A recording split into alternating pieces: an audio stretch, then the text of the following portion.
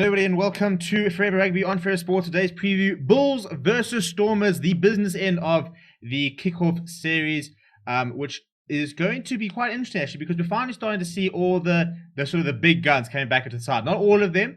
Some players still sort of doing some preseason, some players still working on some kind of injuries and stuff like that. But we are seeing much stronger sides in the likes of the Bulls, Stormers, Sharks, Lions. We're seeing a lot of the old guard coming in as they sort of put the finishing touches on their preparation for the Rainbow Cup in a couple of weeks, which is scheduled to start on the 17th of April at this stage. So this is going to be a massive clash in Pretoria tomorrow at 7 o'clock on Friday. The referee will be AJ Jacobs, hopefully a good game from him.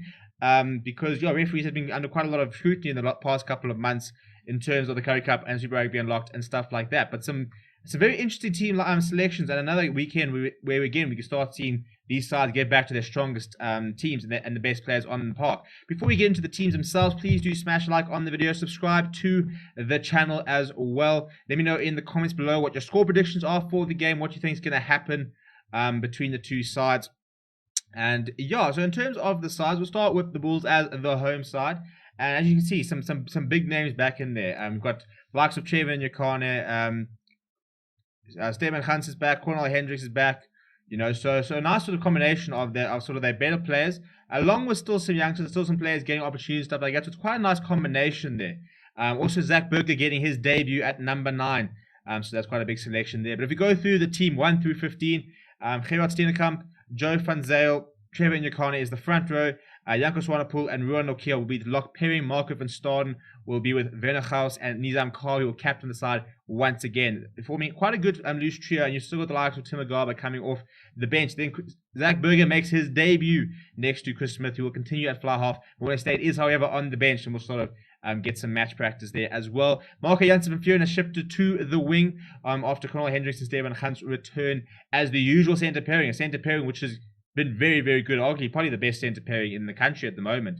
And a lot got to do with that. First of all, you've got Stefan Hans, nice young player who's come through on the 7th circuit and really bringing quite a lot to that outside centre position.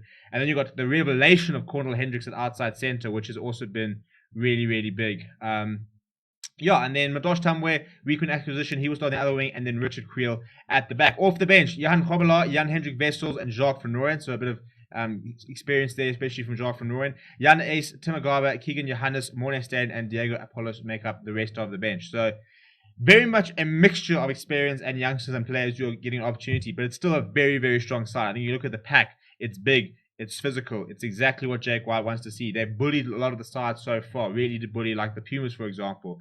They're such a big physical side, and they really are very intimidating and sort of, there's a whole sort of series like Running with the Bulls, and they talk about the idea that the Bulls want to be silent bullies. And that whole idea is that they want to dominate specific collisions and really sort of make their physicality known on the opposition. And that always reflects in the sort of types of players and that we see going to them. And, it really is a side that really wants to literally bully other teams and physically just out-muscle them throughout the entire 80 minutes. So it's a very, very good side. For the Stormers, a lot of big players coming in as well, especially in the back line. So if we're looking at the team 1 through 15, Leon Lyons, Chad Solomon, and Sazi Sunday. So very much second string front row.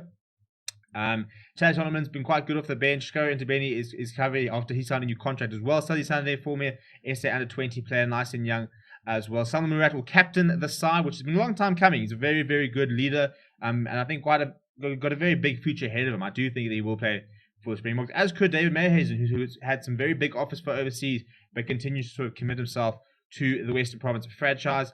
And then we've got a loose trio of Marcel Tiernazen, Ernst van Rijn, and Joano Augustus. So some nice big Garys there to try and counter the Bulls pack. Joano Augustus, I think, will be a very important player in terms of dominating those physical collisions, finding yards, knocking the Bulls back. Somebody of his side is going to be paramount try and get the Stormers some front football to allow a very, very good backline to do their thing, really. Paul de Vet is being back to scrum half. Cade Voliter continues at fly half, and that's quite interesting because you've got Tim Street on the bench, who is probably the number 1 fly half at the moment, because I don't think Cade Voliter is quite there yet. But it is interesting that he's getting an opportunity with a pretty much A-string backline, and that's what you need to see more of. I always like to think that you can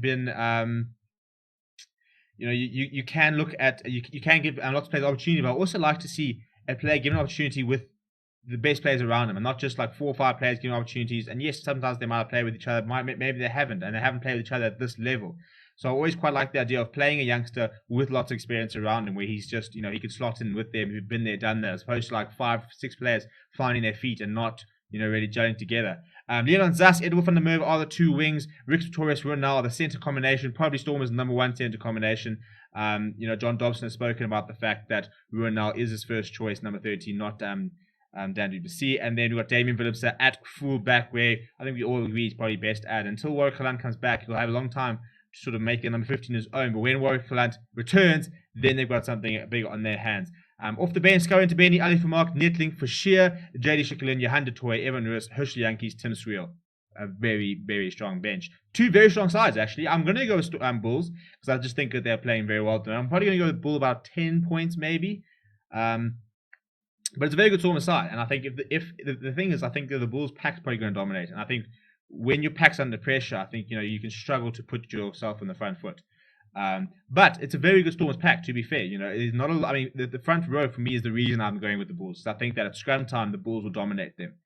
And I think if you've got that scrum dominance, it kind of nullifies a really good backline, which I think will be the Stormers' issue. And I think the fact that Stormers do have a very good front row, when you've got Bongi Mbonambi coming back, Frans Malherbe, Stephen Kitsoff, it's a world-class World Cup winning front row. They don't have that tomorrow. And I think that the Bulls will then dominate that collision. And as a result, will probably be better suited to winning the game. If Stormers, however, can front up, and even if they get dominated a little bit in the front row, can win your line-outs and those sort of set pieces and an open play be a little bit better, then they've also got a chance. The biggest thing is they need to try and find a way to get that back line going. It's a very good back line, a lot of very good attacking players, a lot of very intelligent players.